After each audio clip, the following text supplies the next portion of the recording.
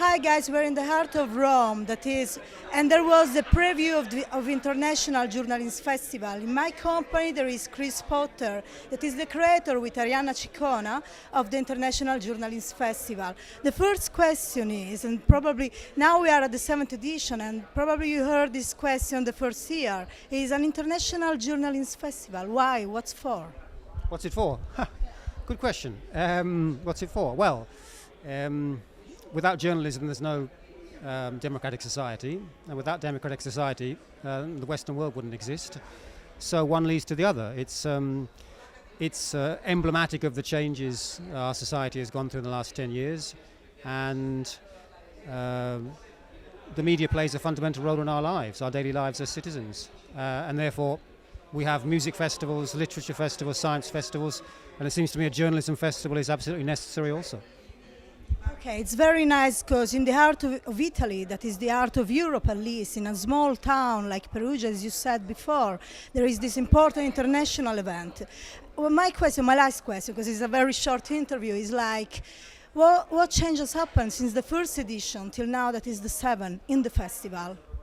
Well, perhaps the biggest change is the way we can communicate with the world. I mean, remember 7 years ago, which isn't that long, but 7 years in terms of the social media revolution is a generation, is a century. 7 years ago when we started, we still had to print leaflets to publicize the existence of the festival.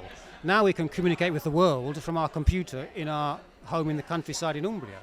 So the advent of Facebook, Twitter, and all the online repercussions have totally dramatically changed our working life, as they have changed your working life and everybody else's working life.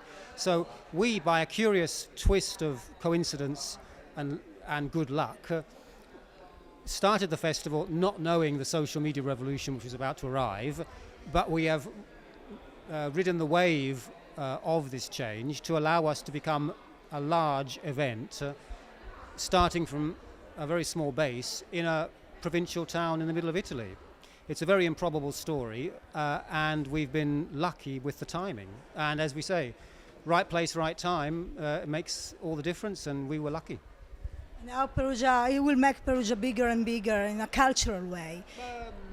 Well, yeah, culture is a big word. I mean, we for 5 days a year we do the festival, and we hope it contributes something to the city of Perugia. Certainly Perugia contributes an enormous amount to the festival. If you hear what the international visitors in particular say about their reaction to and experience of Perugia, they love it. I mean, it's an extraordinarily beautiful place to have a festival. Remember most professional conferences, events, etc., held in conference halls, maybe on the outside of some large city, whereas the festival takes place all in the historic heart of Perugia.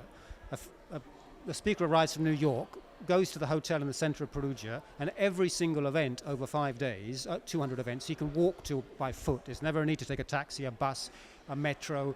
Everything is walking distance in the pedestrianized town center.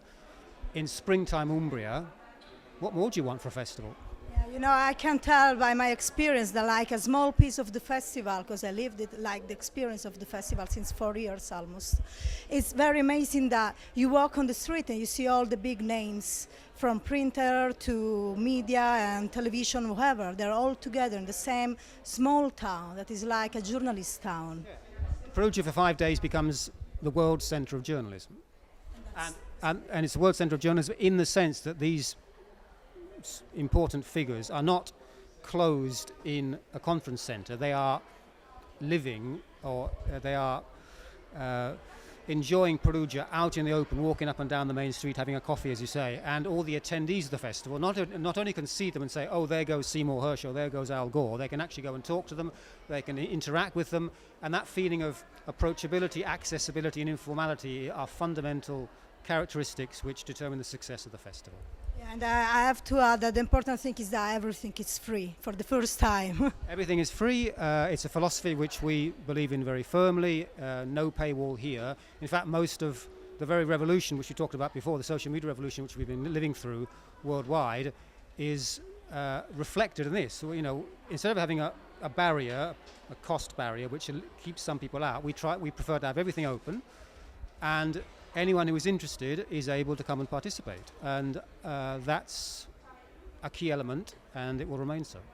Yeah, And that makes the festival not just for journalists or professional, but for people, for everyone. Exactly. The festival is for professional journalists, aspiring journalists, non-journalists, people who were journalists and don't want to do it anymore, and everybody else in between. So you have the big speakers, the little speakers, the big attendees, the little attendees, and it creates a unique ferment of, let's call it creativity, and an experience which people, speakers included, seem to enjoy the possibility of repeating, and for that reason the festival is growing, or has been growing every year since it started, both in terms of number of speakers and the size of the audiences.